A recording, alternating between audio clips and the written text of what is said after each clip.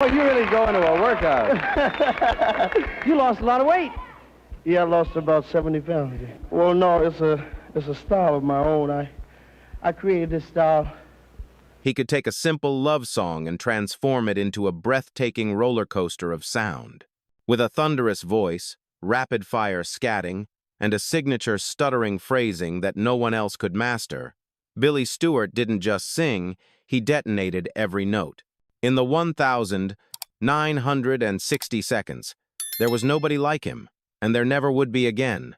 From gospel roots in Washington, D.C., to topping the charts with unforgettable hits like I Do Love You and Summertime, Billy seemed destined for superstardom. His voice, raw and explosive, carried the urgency of a preacher and the creativity of a jazz soloist. He was more than a soul singer. He was a phenomenon waiting to be crowned. But just as the world began to embrace his brilliance, tragedy struck. At only 32 years old, on the verge of a new creative chapter, Billy's journey was cut short in a way no one could have predicted. His death was sudden, shocking, and left fans mourning not just a man, but the future of soul music that died with him. So what really happened to this once-in-a-generation talent? Why does his name remain in the shadows, even while his songs still move us today? This is the true story of Billy Stewart, the man whose music soared higher than anyone imagined, yet whose life ended far too soon. Billy Stewart was born William Larry Stewart II on the 24th of March, 1937, in Washington, D.C., a city buzzing with culture but scarred by inequality. His childhood neighborhood wasn't glamorous, it was modest, working class, and often struggling. Yet it pulsed with sound. Gospel floated from church halls, blues echoed on street corners, and jazz spilled out of kitchen radios. For Billy and countless other African-American families in mid-century America, music wasn't just entertainment. It was survival, identity, and power. Billy was one of 6 children, and music ran like a lifeline through the Stewart household. His parents were devout Christians who leaned on the church for strength, guidance, and song. Sunday service wasn't only about scripture, it was about sound. The choir was thunderous, the hymns fervent, and the congregation alive with rhythm. From the age of 9, Billy wasn't just a child in the pews. He was up front, pounding the piano keys and belting gospel hymns with a raw energy that startled congregations. Alongside his brothers, Billy formed the Stewart Gospel Singers, a local group that quickly became a staple of Washington's gospel circuit. They rehearsed endlessly, their harmonies woven tight, their faith propelling them forward. Through persistence, they landed performances on West AM, one of the rare radio stations at the time that gave airtime to black gospel groups. Their songs carried hope, resistance, and pride to listeners across the city, and soon the Stewart name was well known in D.C.'s gospel community. Even in those early years, there was something that set Billy apart. His voice didn't just carry a melody, it bent it, reshaped it, filled it with urgency and fire. He had an instinct for phrasing that made his performances unpredictable, emotional, undeniable. And while his siblings could harmonize beautifully, Billy always seemed to take the spotlight without even trying. He sang like someone twice his age, channeling the grit of bluesmen and the fervor of preachers. At the same time, Billy was a piano prodigy. He had no formal training, and he couldn't read sheet music. Yet he could play gospel, boogie-woogie, and jazz with equal flair. He didn't need notes on a page, his fingers knew where to go. Music poured out of him as if it had always been there, waiting to be discovered. By his early teens, Billy was already making waves. Neighborhood crowds came to hear him perform with the family group, and word began to spread, "That boy Billy, he's going somewhere."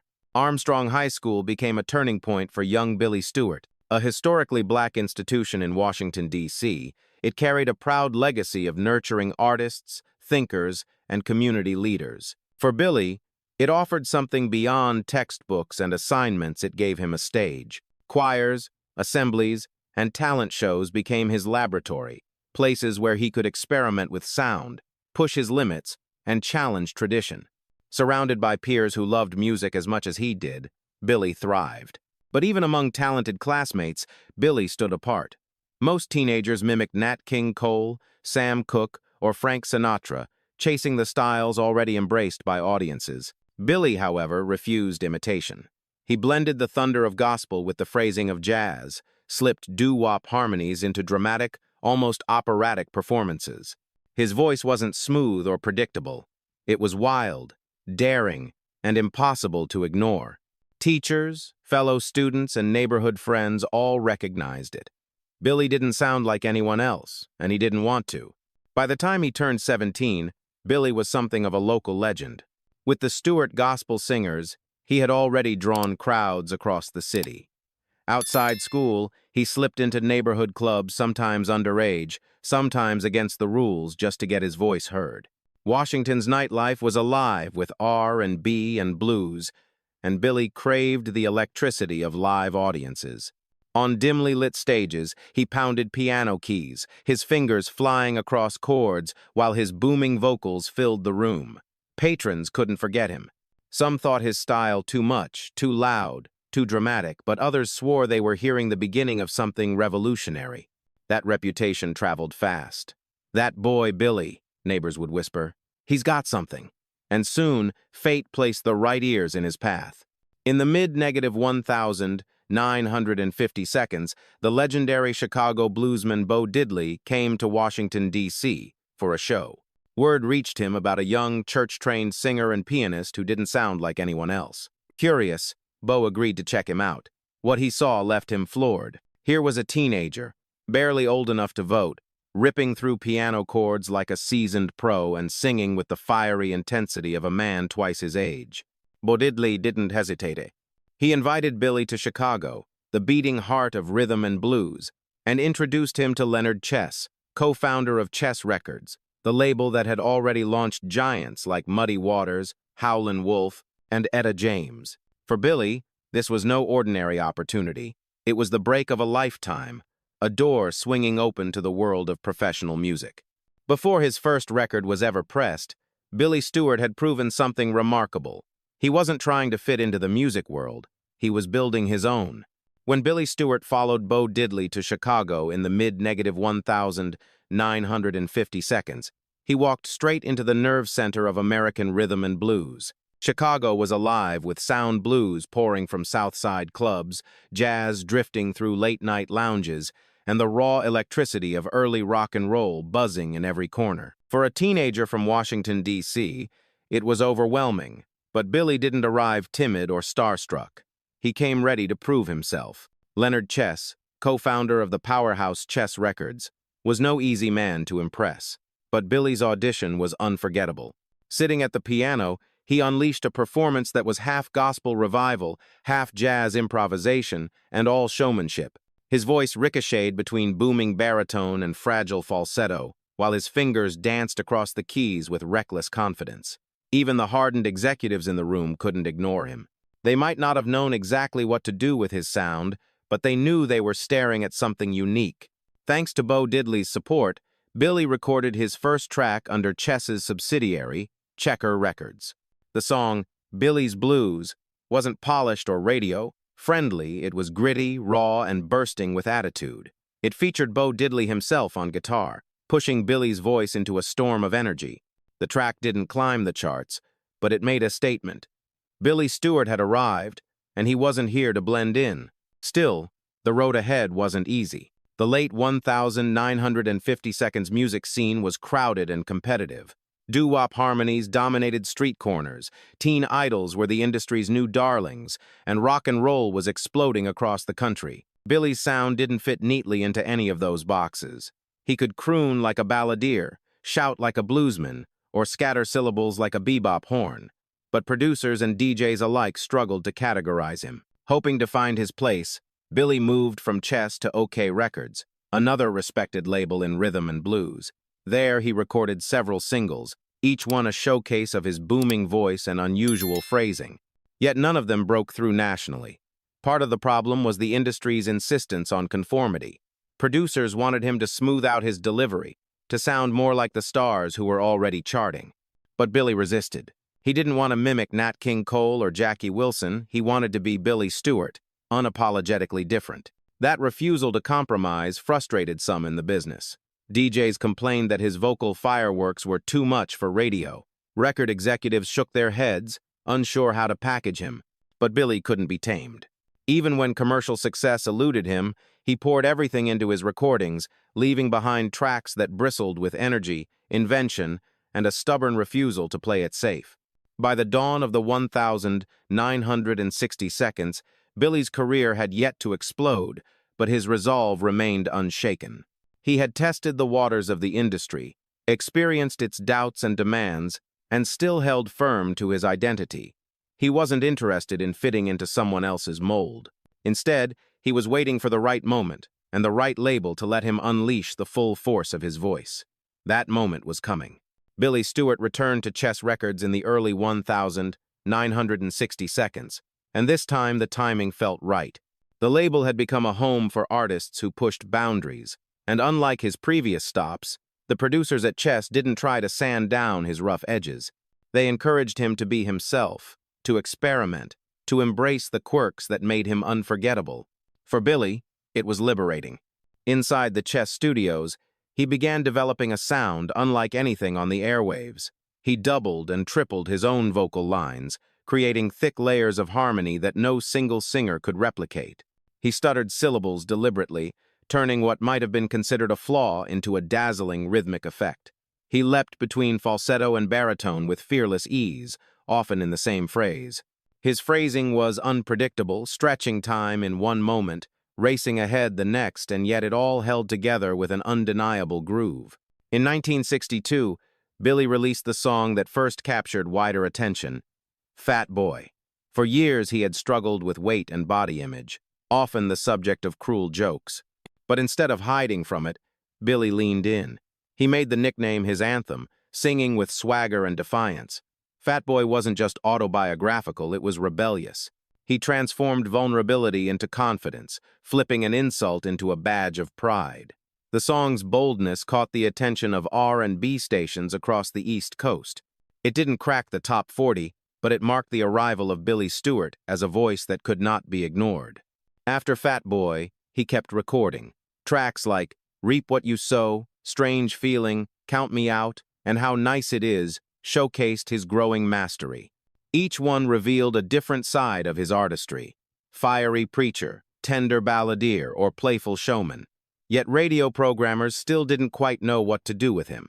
His sound didn't fit the polished molds of Motown or the raw blues tradition of Chicago. He was caught in between, too unconventional for mainstream, too soulful to be sidelined. What Billy gained instead was a loyal cult following. In Washington, Chicago, and other cities along the East Coast, fans flocked to his shows. They didn't just listen, they experienced him. On stage, Billy was electric. He attacked the piano like a boxer in the ring, sweating through his suits, leaving audiences gasping with every high note and stuttered phrase. His concerts became word-of-mouth sensations, the kind of performances people talked about long after the lights went down. By the mid-1,960 seconds, Billy was ready. Nearly a decade had passed since his first recordings, years of being told he was too much or too different. But he never bent, never compromised his voice to fit radio formulas. He had refined his craft, built a reputation, and now stood on the edge of national recognition. The music world was about to hear Billy Stewart at full power, and nothing would ever sound the same. After years of pushing against industry indifference, Billy Stewart finally found the stage big enough to hold his voice. The year was 1965, and soul music was beginning to dominate radio waves across America. Motown had perfected its smooth, polished sound, while Southern soul delivered grit and gospel fire. Into this landscape stepped Billy Stewart, a man who refused to choose between polish and grit, instead forging his own daring middle ground. The breakthrough came with a love song. I Do Love You was unlike anything else on the charts. Built on a simple piano progression and tender lyrics, the song could have been a straightforward ballad in another singer's hands. But in Billy's, it became a masterclass in vocal innovation. He layered his own voice again and again, doubling and even tripling phrases until the track swelled with texture. He played with time, pausing deliberately, then rushing ahead with flurries of syllables. One moment he crooned in a velvet baritone, the next he soared into falsetto so delicate it seemed ready to break. Every word carried vulnerability and power in equal measure. Audiences were stunned. DJs replayed the song not just because it was catchy, but because it was unforgettable. Listeners had never heard a love song so raw, so full of passion, so unapologetically unusual. On the Billboard charts, I Do Love You soared to number 6 on the R&B list and number 26 on the Hot 100. For the first time, Billy Stewart was a national name. The single's success also convinced Chess Records to give him a full LP, also titled I Do Love You, which combined the hit single with a mix of other tracks that displayed his versatility. But Billy wasn't finished. Later that same year, he released another single that would become his most beloved, Sitting in the Park. Where I Do Love You was bold and sweeping, Sitting in the Park was quiet and aching. The lyrics told a simple story waiting for someone who never arrives, but Billy transformed it into a meditation on longing. He slowed the tempo, stretching phrases until the silence itself felt heavy. His voice cracked just slightly on the verses, a subtle imperfection that made the heartbreak real. And with each return of the refrain, I'm sitting in the park waiting for you, the ache deepened, like a wound that refused to close.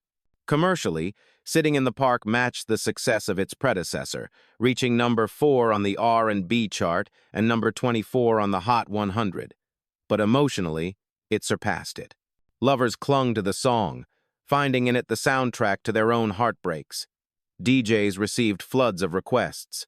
Couples danced to it slowly in darkened rooms, while lonely fans played it on repeat, letting Billy's voice articulate feelings they couldn't put into words. With 2 back-to-back hits, Billy Stewart was suddenly everywhere. He appeared on popular television shows like American Bandstand and Shindig, exposing his sound to audiences far beyond D.C. and Chicago. On stage, he was even more magnetic. Songs that lasted 3 minutes on record could stretch to 5 or 6 in concert, as he unleashed extended improvisations, scatting like a trumpet, whispering like a jazz singer, or screaming like a preacher. No 2 performances were alike, and fans left shows buzzing that they had witnessed something singular. In an era when Motown stars moved with choreographed precision and polished harmonies, Billy was the opposite: wild, unpredictable, and uncontainable. Yet that unpredictability was exactly what made him unforgettable. By the end of 1965, he had not only proven that his unorthodox style could conquer the charts, but also positioned himself as one of soul's most compelling new voices. Billy Stewart had finally broken through, and now, with momentum on his side, he was ready to take an even bigger risk, one that would cement his reputation as a fearless innovator. By 1966, Billy Stewart was no longer a hidden gem. With I Do Love You and Sitting in the Park filling jukeboxes and radio playlists across the country, he had earned a loyal fan base and the respect of critics who admired his audacity. But Billy himself wasn't satisfied.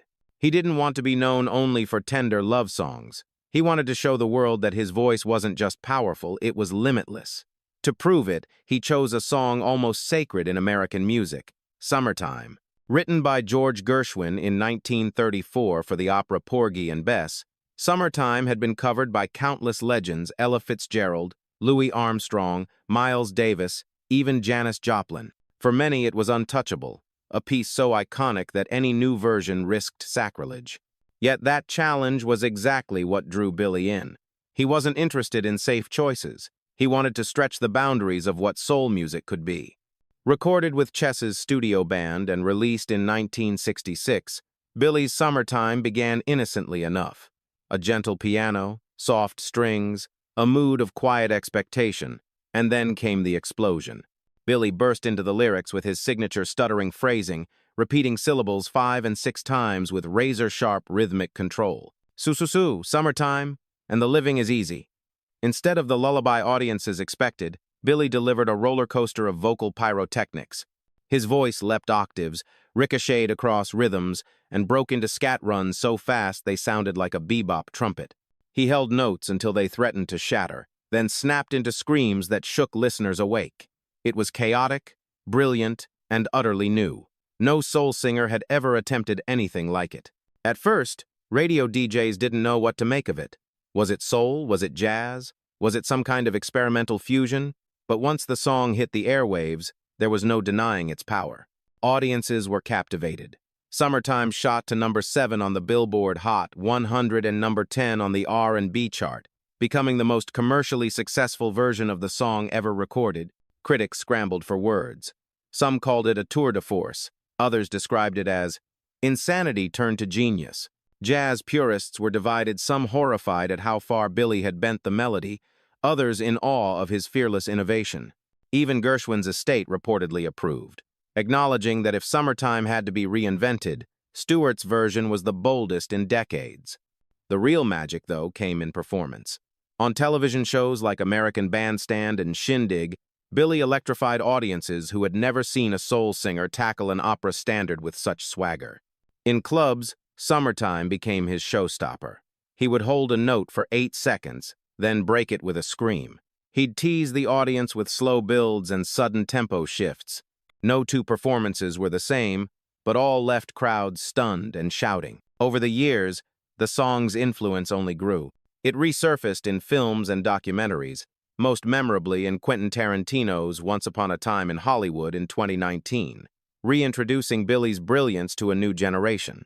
Musicians across genres, soul, hip-hop, rock, and jazz, have cited it as an inspiration. In 2021, a PBS documentary titled Fat Boy, The Billy Stewart Story highlighted Summertime as the crowning jewel of his artistry. For Billy, Summertime was more than a hit. It was a manifesto. It proved that soul singers could push boundaries as boldly as jazz improvisers, that vocal quirks could be weapons of artistry, and that mainstream audiences were ready, even eager, for something this unconventional. By the end of 1966, Billy Stewart had done the impossible. He had taken one of the most sacred songs in American music and made it his own, leaving a version so daring and unforgettable that it still stands as one of the greatest interpretations in history. Billy was no longer just a rising star. He was a phenomenon, a man who had rewritten the rules of soul music with nothing more than his voice. By the late 1960s, Billy Stewart had established himself as one of the most distinctive voices in soul. He had hits on the charts, electrifying performances on television, and a reputation as a fearless innovator. Yet even as his star rose, he faced challenges that threatened to pull him down. For every cheer from the crowd, there was pressure from the industry. For every standing ovation, there were battles with his own health. Behind the booming voice and radiant stage presence, Billy was fighting on multiple fronts. One of his constant struggles was the way the music business tried to define him. Record executives and radio programmers preferred artists they could fit neatly into categories. Motown singers were polished and predictable. Southern soul artists carried raw gospel energy. Blues musicians had their own established formulas. Billy, however, belonged to none of those boxes. He was too unconventional, too experimental, too unwilling to smooth his edges. This uniqueness had given him his greatest triumphs, but it also made him a headache for those who tried to market him. Producers often urged him to tone down his delivery, to stop repeating syllables or stretching phrases into uncharted rhythms.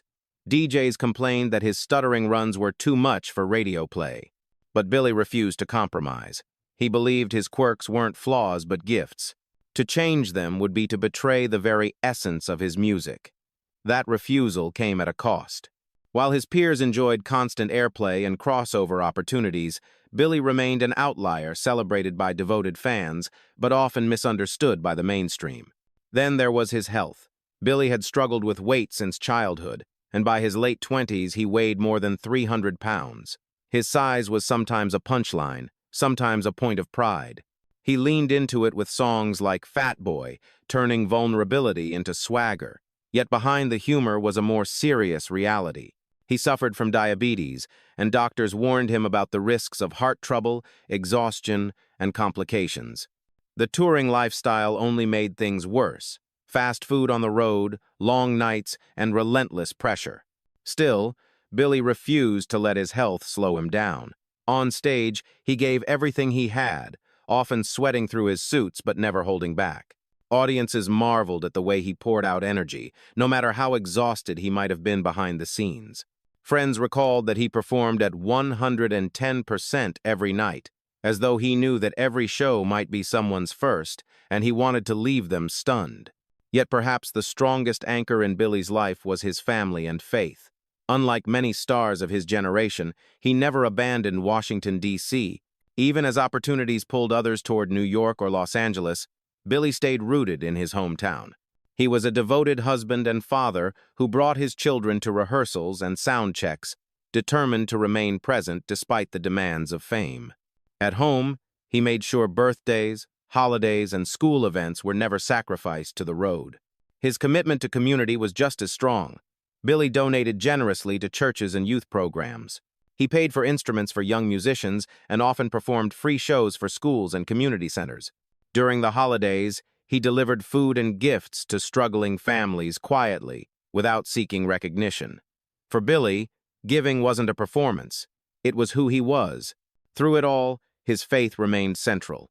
He still performed gospel music, still returned to church choirs, still spoke about music as a gift from God. Friends remembered him quoting scripture backstage, or sitting down at a piano after a high-energy nightclub gig to play hymns late into the night. It was his way of staying grounded, a spiritual reset amid the chaos of the music business. This balance between dazzling success and personal struggle, between industry battles and community devotion, defined Billy Stewart in the years after his breakthrough. He was a man pulled in different directions, yet determined to remain true to himself. But while he managed to juggle these pressures for a time, destiny had other plans.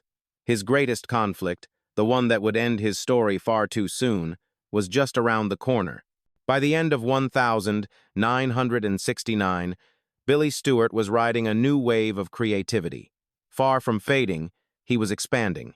He had been in talks with Chess Records about a fresh project that would lean even further into jazz fusion while still rooted in the gospel fire that had shaped him. There was even discussion of a children's music album, inspired by his own kids, a side of Billy most fans never got to see. At only 32, he seemed poised for a second act that could have taken his artistry to new heights. Then came the 17th of January, 1970. The morning was cold and damp in the Carolinas as Billy and 3 members of his band set out from Washington, D.C., bound for Columbia, South Carolina.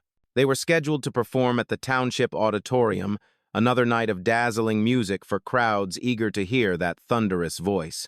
The group traveled in Billy's 1969 Ford Thunderbird, with Billy himself behind the wheel.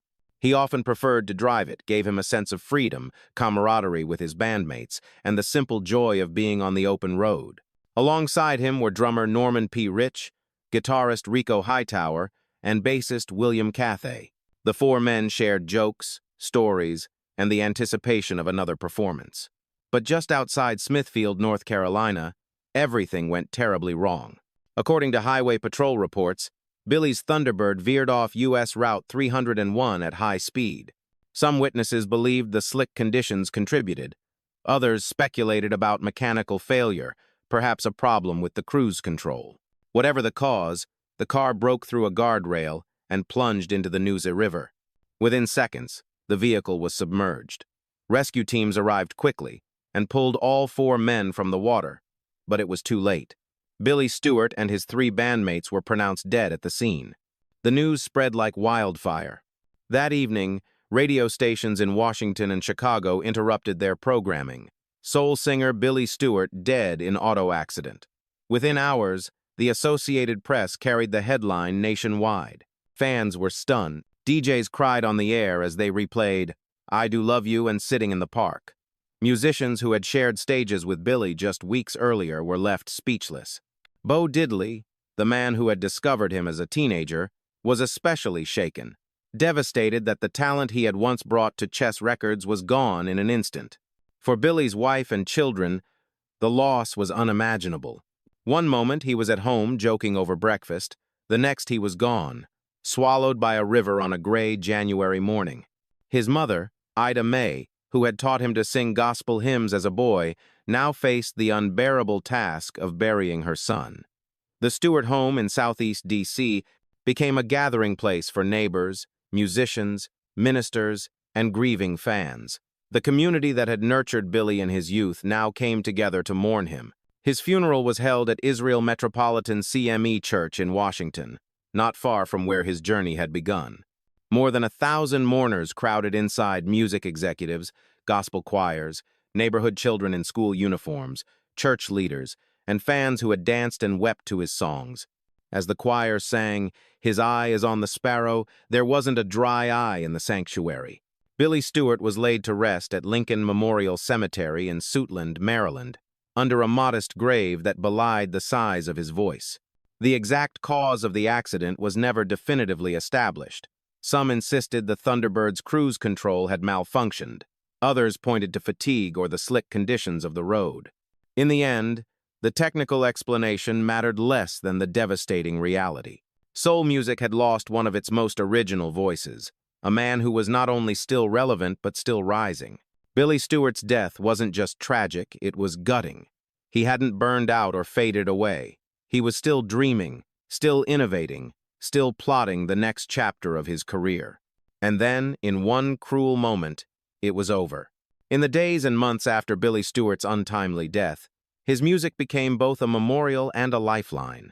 Fans who had once danced to his joyous rhythm and a lifeline. Fans who had once danced to his joyous rhythm and a lifeline. Fans who had once danced to his joyous rhythms now played his records through tears, clinging to the sound of a voice that felt larger than life. And as the decades rolled on, it became clear that his songs were not just products of the 1,960 seconds, they were timeless. "I Do Love You" remained one of the most enduring love songs of its era. The layered harmonies, the aching falsetto, the stuttered phrasing, it all combined into a track that still hits with immediacy. Radio stations across the country continued to spin it long after the charts had moved on, and it became a staple of quiet storm playlists that dominated R&B radio in later years. Couples danced to it at weddings, lovers whispered its lyrics to each other, and new generations discovered its tender power. Then there was "Sitting in the Park." If "I Do Love You" was the sound of romance, "Sitting in the Park" was the sound of heartbreak. Its restrained tempo, its haunting refrain, and the subtle cracks in Billy's voice gave it a melancholy that never grew old. Listeners returned to it during moments of loss and longing, finding solace in its simplicity. Even decades later, the song still feels fresh, an aching reminder of love unfulfilled. And of course, there was "Summertime." Billy's radical reinterpretation didn't fade with the era. Instead, it grew in stature, referenced again and again in films, television shows, and retrospectives. Every time his explosive phrasing echoed in a new context, it reminded audiences that this was not just another cover, it was an act of reinvention, a daring artistic statement that stood the test of time. When Quentin Tarantino used it in Once Upon a Time in Hollywood in 2019, a whole new generation of listeners scrambled to find out who had delivered such a jaw-dropping performance more than 50 years earlier. Billy's recordings became more than nostalgia. They became shorthand for raw emotion, joy, heartbreak, innovation, audacity. Radio DJs leaned on them whenever they needed to evoke a mood. Filmmakers and advertisers licensed them for the same reason. Few sounds could transport an audience as instantly as Billy Stewart's trembling, passionate voice. Meanwhile, vinyl collectors began to treat his original records as treasures. Pressings of his chess singles and LPs were traded, coveted, and cherished. For many, owning a Billy Stewart record was like holding a piece of musical history that mainstream audiences had overlooked but insiders understood was gold. Perhaps the most remarkable part of Billy's legacy was that his music never felt dated. Unlike some recordings that sound frozen in their era, his songs carried a vitality that still speaks directly to the human heart. Whether it was the defiant swagger of Fat Boy, the aching vulnerability of Sitting in the Park, or the controlled chaos of Summertime, Billy's catalog proved that true innovation never ages. In short, the music lived on, undiminished. Though his career was cut brutally short, the sound of Billy Stewart refused to die. Every time his record spun, his voice rose again, unmistakable, unstoppable, unforgettable. Billy Stewart may not have lived to see his full impact, but his voice echoed through generations of artists who followed him. They didn't just admire his hits, they studied his fearlessness, his willingness to take risks, and his ability to turn quirks into trademark. Al Green, one of soul's smoothest voices, blended gospel intensity with delicate falsetto in ways that bore clear traces of Billy's phrasing. Erykah Badu, decades later, incorporated vocal ornamentation and improvisational phrasing into her neo-soul aesthetic techniques that had once shocked DJs when Billy first used them. D'Angelo, with his fluid runs and rhythmic daring, carried Billy's spirit into the modern R&B era. Even Prince, known for his outrageous vocal range and theatrical experimentation, reportedly admired Stewart's fearless approach to bending music until it became something new. Contemporary tributes also surfaced. R&B singer Tank recorded a heartfelt version of I Do Love You as a nod to Stewart's enduring influence, reintroducing the classic to modern audiences. Hip-hop producers sampled his voice, weaving fragments of his songs into beats, proving that Billy's stuttering delivery and layered harmonies had rhythms powerful enough to live on in entirely new genres. Yet despite this far-reaching influence, Billy Stewart's name never achieved the household recognition of Sam Cooke, Jackie Wilson, or Marvin Gaye. Scholars of Black American music often note this imbalance, pointing out that Stewart's innovations were every bit as bold as those of his peers, but his life was cut too short for the industry to fully embrace him. In academic circles, however, his legacy has grown steadily. Professors and historians now place him in conversations alongside the greatest voices of soul, describing him as a best-kept secret in American music. Recognition came in other forms as well. The Washington Area Music Association inducted Billy into its Hall of Fame, celebrating him as one of D.C.'s most important musical sons. The Smithsonian included tributes to him during concerts honoring the city's cultural heritage. In his own community, locals unofficially renamed a stretch of road Billy Stewart Way, ensuring that his name remained tied to the neighborhoods that shaped him. At Lincoln Memorial Cemetery in Suitland, Maryland, fans from around the world visit the bronze plaque that marks his grave, leaving flowers, notes, and records as offerings. On digital platforms, his legacy has grown stronger with each passing year. YouTube videos of his performances rack up millions of views, shocking new listeners with the sheer audacity of his sound. In online forums, collectors swap stories about rare Billy Stewart vinyl, treating his records like precious artifacts. For fans who stumble across his music for the first time, the reaction is nearly universal. Why haven't I heard this before? That question underscores the paradox of Billy Stewart's legacy. He was both hidden and everywhere, his songs instantly recognizable, his name too often forgotten. For those who know, he is a giant. For those who don't, discovery feels like unearthing a treasure. And that duality, perhaps, is the ultimate proof of his underrated greatness. Billy Stewart didn't leave behind decades of albums, world tours, or Grammy trophies. But what he did leave behind was something rarer, a body of work that feels alive, urgent, and inspiring more than half a century later. His recognition may have come slowly, unevenly, and sometimes only in retrospect, but it came nonetheless.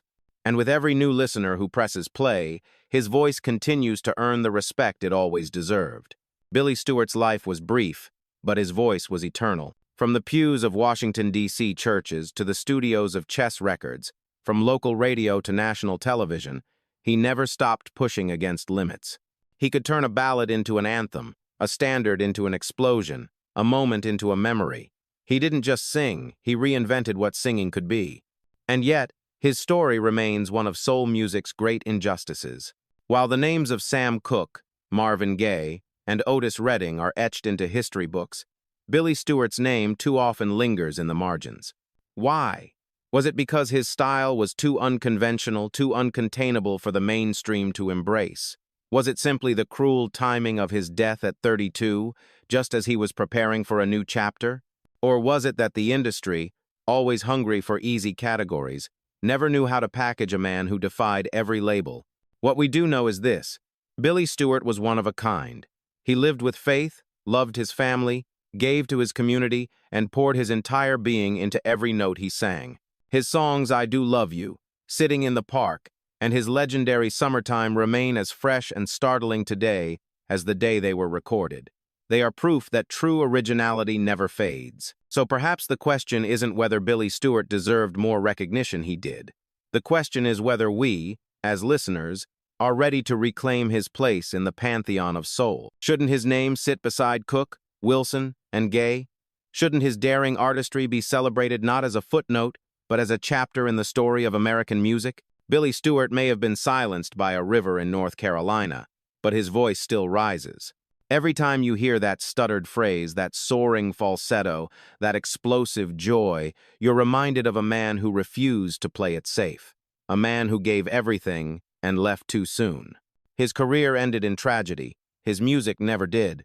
And that, more than anything, is why Billy Stewart will always matter.